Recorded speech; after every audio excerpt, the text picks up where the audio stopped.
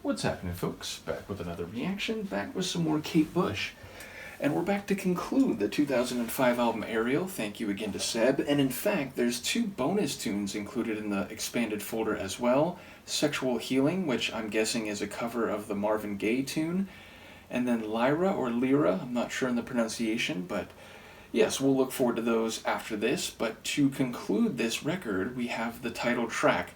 Now, I have to say, I've enjoyed the journey through this album as much as any of her other work, and I found myself very moved and just powerfully blown away by the sonics, the vocals, the composition, the lyrics. So it really has been an incredible journey through this record, and I'm looking forward to the conclusion. I don't remember if I talked about the title of the album when I began this particular subset or chapter of the Kate journey, but Aerial, something which is related to traveling through the air, motion and or physicality in the air. So I don't quite know what to expect, but that's where my brain is as a starting point. I'll see what I can catch on the first listen. This is Kate Bush, the song is Ariel, and it's the final song on the album of the same name, 2005.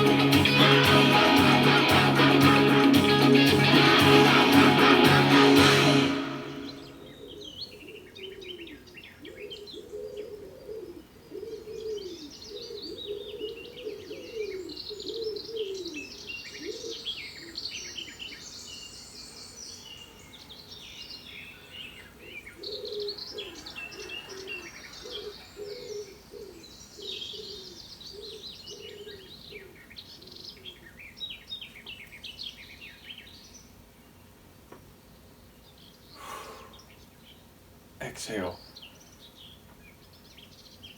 I should wait just to make sure. Okay.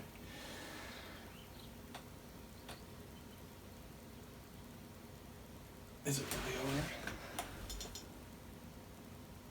Track is still technically playing, but for a couple of seconds more only. Wow, what a remarkable end to the album. What a dynamic piece in of itself. Never mind that this culminates and concludes an album and indeed a second half of such power, of such emotion, of such dynamic intensity. But even this song in isolation, just remarkable. So, okay, we begin with more bird noises, and of course we end with more bird song and some different stylings. And then when the track first really kicked in and we get that pulsing kick drum and the guitar and the energy that suddenly infuses the tune, that really struck me. That took me by surprise and immediately like electrified me. And then her vocals, just remarkable like emotion behind them, some extensions where it almost like, it was interesting, like she would extend and it was like she was holding the pristine, the perfect tonal clarity throughout many, many seconds. And then in a couple cases it felt like her vocal extension jumped to the background so that there were all these sonics in front of it, but you could just hear her keep going and going without wavering, without, doing a big vibrato where you can hear the fluctuations. It was just this perfect note just going and going, and then eventually petering out, just, almost like it was evaporating into the sonic atmosphere. And so that was really remarkable. And then it goes into that breakdown again, and we get more birdsong and laughter. And I'm assuming that was Kate herself with the laughter. And it was really enjoyable because, there's something cathartic and very pleasing about hearing someone just giving themselves over to extensive laughter where, it's like they've almost like lost control of the sounds they're making or the speech that they have, because they just are so, struck by the comedy or by the sheer enjoyment of whatever is the source or the cause of the laughter. And there were a couple laughter expressions that felt like that. It felt like the line between vocal for the song and sheer pure enjoyment on Kate's behalf were indistinguishable. So I really enjoyed hearing that, and there was like some delight that came across in that. But of course it was like offset against these birdsong, and I wonder if the laughter was based on the vigor and or expressive nature of some of the bird songs. So I enjoy that dialogue, if you will, even if it wasn't dialogue in any traditional sense. But the whole time during that breakdown, I'm waiting. I know it's going to kick back in again.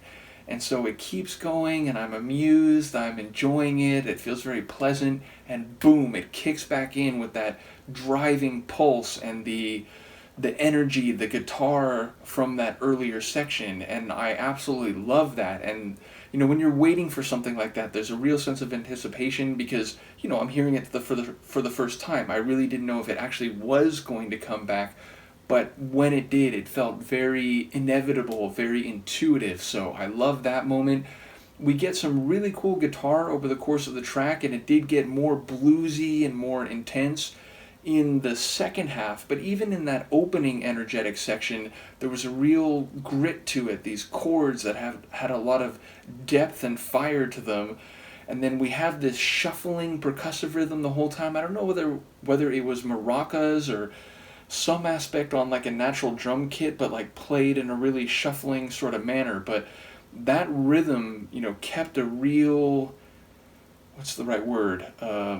An inertia to the track throughout the entirety of I feel like that was long, maybe like 5-6 minutes, almost 8, wow.